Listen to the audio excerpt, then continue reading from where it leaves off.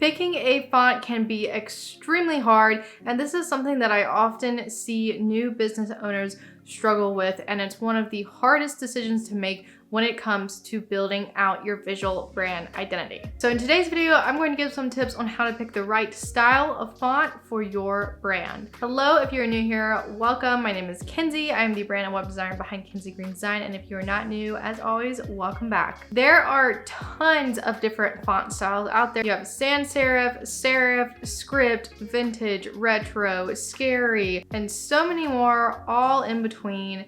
So how do you even start with picking out the right font for your brand? Well, the answer all starts with knowing who your target audience is.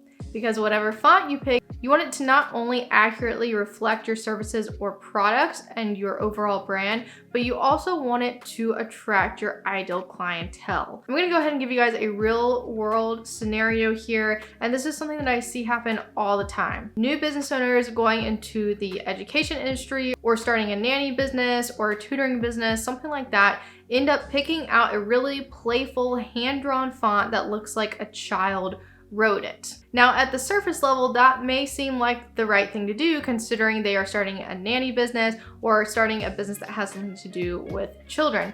However, this is actually the incorrect move to make because the children are not actually their target audience. The target audience is the parents of the children who are paying for the tutoring services or the nanny services or whatever it may be in their industry. So instead of picking a font that looks really childlike and hand-drawn, they should pick something that looks clean and professional and gives off an educational and or responsible vibe in order to resonate with the parent of the children who they're trying to attract. I think one of the biggest mistakes people make when it comes to choosing a font is that they only look at the surface level instead of diving deep into who their target audience actually is. Another way to help determine a good font style is to look into the past and look at competitors. Now, I'm not saying to copy your competitors or do exactly what people have done in the past, but looking at past businesses that relate to your specific industry can help give you a rough idea of maybe a certain font style that may be best suited for your brand over others. For example, if you are starting a wedding planning business and you do some research into your competitors and people who have started wedding businesses in the past,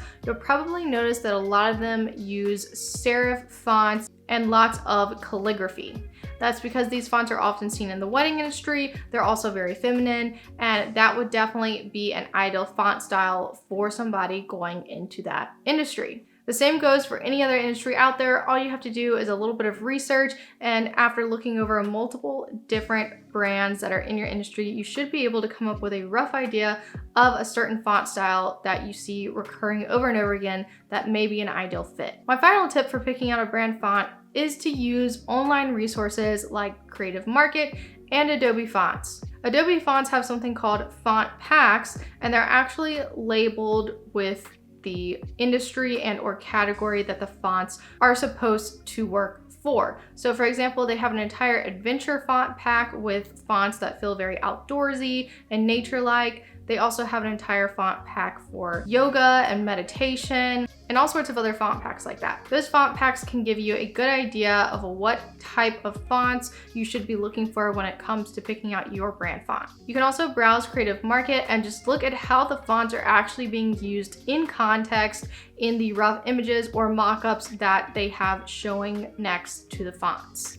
All right, that is it for today's video. Hopefully you guys found this helpful, and I do recommend going and checking out my other video about font licensing if you are looking at purchasing a font from Creative Market or somewhere like that.